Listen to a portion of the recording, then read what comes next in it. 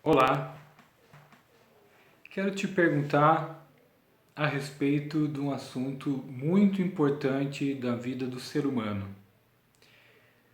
O que você pensa ao ouvir a palavra casamento?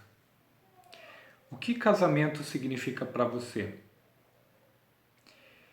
Eu acredito que você que é casado, que nos ouve, e você que é solteiro, divorciado, viúvo, cada um tem uma impressão sobre casamento, tem uma expectativa sobre casamento, uma ideia do ideal de casamento, mas eu quero falar com você a respeito do segredo do casamento. Será que existe um segredo? Será que existe uma maneira correta?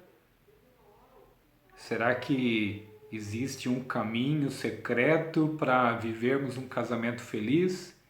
Um casamento que traga realização e felicidade?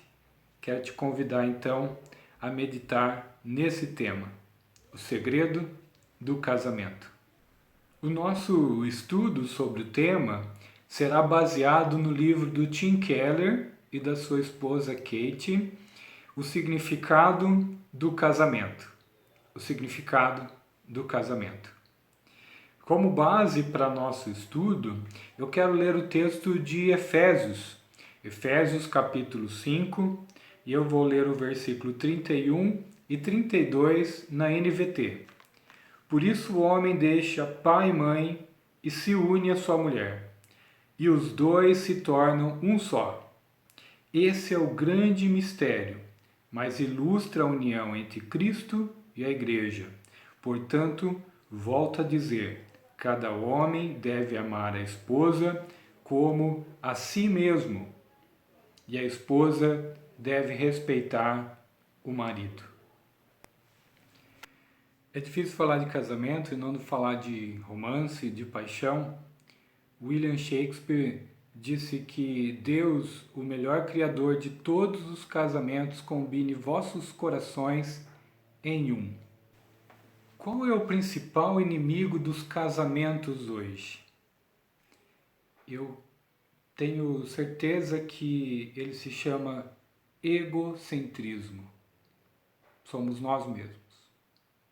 É quando eu tomo o centro e aquilo que é a minha vontade tem que ser feito.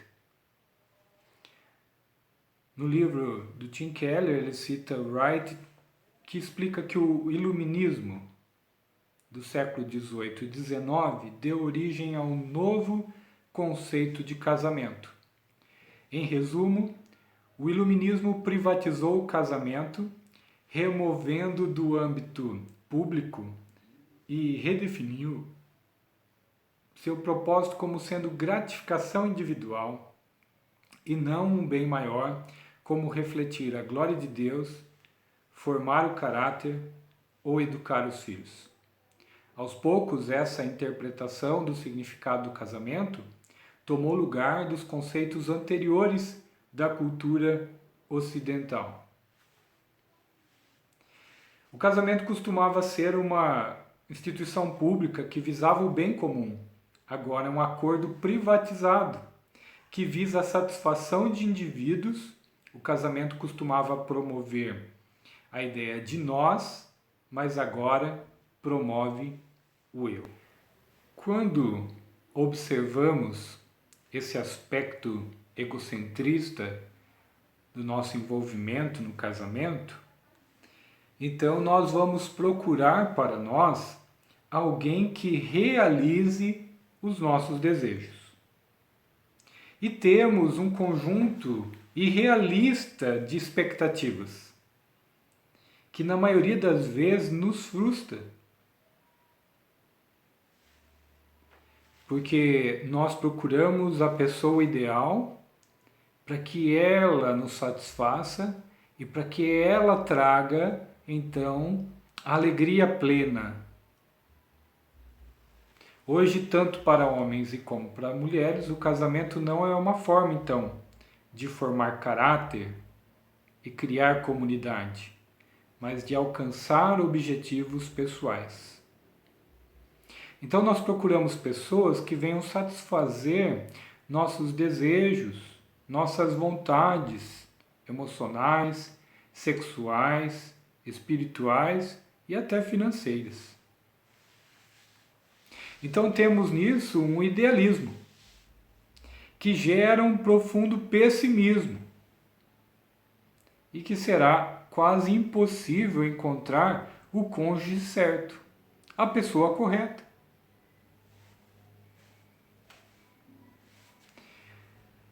Temos então a liberdade individual, a autonomia e a realização como os valores de nossa cultura que encabeçam a lista das expectativas do casamento.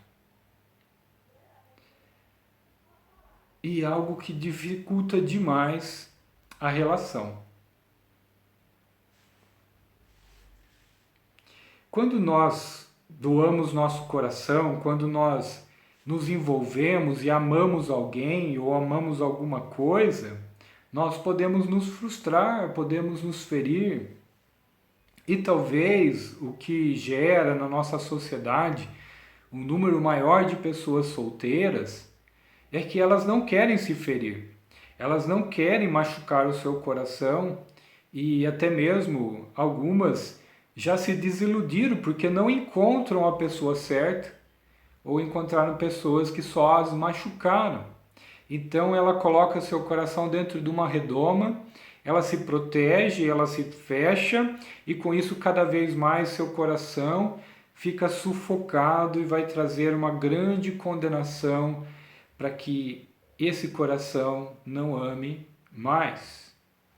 Ou pelo menos a ideia dele não se machucar. Qual então é a resposta cristã para essa afirmação? É que não existem duas pessoas compatíveis. Não existem pessoas iguais. Não existem almas gêmeas. Podemos encontrar pessoas com grandes afinidades.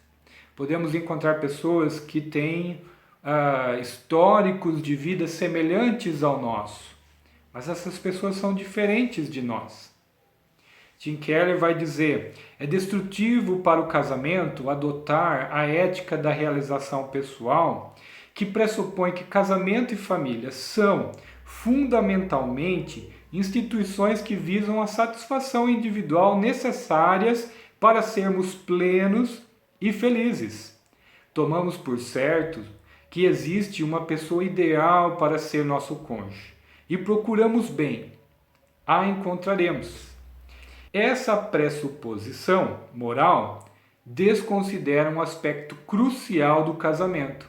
Não leva em conta a possibilidade de nos casarmos com a pessoa errada. E agora, com essa afirmação do Tim Keller? E se eu casei com a pessoa errada? Meu casamento tem jeito?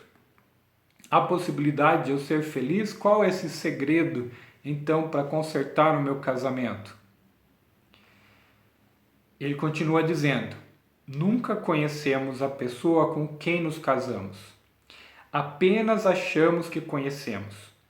Ou mesmo que a princípio tenhamos nos casado com a pessoa certa, com o passar do tempo ela mudará. Isso porque o casamento, tendo em vista a sua complexidade, implica que já não somos a mesma pessoa que ingressou nesse relacionamento. O grande problema é como amar e cuidar do desconhecido com o qual você descobre que está casado. E ele continua dizendo: a grande responsável por essa ilusão se encontra na nossa verdadeira e única alma gêmea. Tudo o que há de errado dentro de nós será curado. Com isso, transformamos nosso parceiro em Deus e ninguém é capaz de preencher expectativas dessas. Grandes perigos nós corremos quando, então, idealizamos nosso casamento, quando colocamos toda a responsabilidade da felicidade no cônjuge, no outro, e temos grandes expectativas que essa pessoa satisfaça todos os nossos desejos. Passamos até mesmo a idolatrar ou a amar essa pessoa de maneira que ela tome o lugar de Deus. De acordo com Gênesis 1 e 2, fomos criados para o casamento e ele foi criado para nós. Gênesis 3, que o casamento, como outros aspectos da vida humana, foi destruído por causa do pecado. No versículo 31 que lemos lá em Efésios, nós vamos ver que o final do relato de Gênesis, do primeiro casamento. Por isso o homem deixa pai e mãe e se unirá à sua mulher, e os dois serão uma só carne. Em seguida diz, literalmente, e esse é o mega mistério, uma verdade extraordinariamente grande e profunda, que só pode ser entendida com a ajuda do Espírito de Deus. Mas qual é o grande segredo, então, do casamento? Na sequência, Paulo acrescenta, mas eu me refiro a Cristo e à Igreja, indicando aquilo que tinha dito anteriormente no versículo 25. Maridos, cada um ame a sua mulher, assim como Cristo amou a Igreja, e a si mesmo se entregou por ela. Paulo entendeu que quando Deus criou o primeiro casamento, já estava pensando em Cristo e a Igreja. Esse é um dos grandes propósitos de Deus para o casamento, retratar a relação entre Cristo e o seu povo redimido. Veja, Deus, desde o início, tinha o Evangelho como base para essa instituição. Deus criou o casamento. Assim, ele trouxe a boa notícia do Evangelho. Assim como Cristo abriu mão dos seus desejos, ele abriu mão de suas vontades, assim também devemos fazê-lo para que o casamento dê certo, para que o casamento vá bem. Começa por aqui. Faça por seu cônjuge aquilo que Deus fez por você em Jesus, e o restante virá como consequência. O propósito do casamento é negar seus interesses pessoais em favor da família ou é reivindicá-los em favor da realização pessoal? A experiência do casamento nos revelará a beleza e os aspectos mais profundos do Evangelho. Em contrapartida, a compreensão melhor do Evangelho o ajudará a experimentar uma união cada vez mais profunda com seu cônjuge ao longo dos anos. Keller continua dizendo, o casamento é penoso, porém maravilhoso, porém reflete o Evangelho que também é, ao mesmo tempo, penoso e maravilhoso. Essa é a mensagem do Evangelho. Somos mais pecadores e falhos do que jamais ousamos imaginar. E, no entanto, também somos mais amados e aceitos em Jesus Cristo do que jamais ousamos almejar. Esse é o único tipo de relacionamento que de fato transforma. O amor sem verdade é sentimentalista. Ele nos apoia e nos motiva, mas também nos mantém num estado de negação a respeito de nossas falhas. A verdade sem amor é rude e áspera. Ela nos dá informações, mas de modo que não somos capazes de ouvir. O amor salvador de Deus em Cristo, porém, é caracterizado pela verdade radical a respeito de quem somos. E, no entanto, também pelo compromisso igualmente radical e incondicional conosco. Esse compromisso misericordioso nos fortalece para que possamos enxergar a verdade a respeito de nós mesmos e nos arrepender.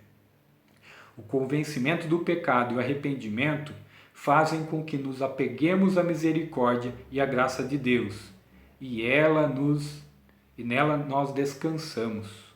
O Evangelho pode encher nosso coração com o amor de Deus, de modo que sejamos capazes de lidar com as situações em que nosso cônjuge não nos ama como deveria. Isso nos permite ver claramente os pecados e falhas de nosso cônjuge e falar a respeito deles, e ainda assim amá-lo e aceitá-lo plenamente. Quero te desafiar a continuar meditando com base nesse livro do Tim Keller e na palavra sagrada de Efésios, capítulo 5, na semana que vem.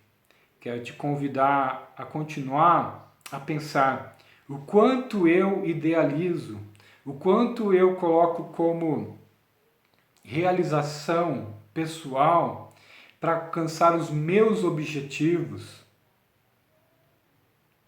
e não abro mão de minhas vontades, dos meus interesses, para que eu ame da maneira como Cristo amou a igreja, o meu cônjuge. Eu quero desafiar a pensar se casamento é realmente esse idealismo ou se casamento é amor abnegado. Qual, então, caminho eu vou seguir? Eu digo, se existe um segredo, esse segredo, então, é o que Cristo revelou por nós, amando cada um de nós como nós somos. Deus abençoe o seu casamento. Deus abençoe a sua vida. Você é solteiro. Deus te abençoe. Deus te fortaleça e te ajude a amar. E que continue sendo amado. Que seja assim, no nome de Jesus Cristo. Amém.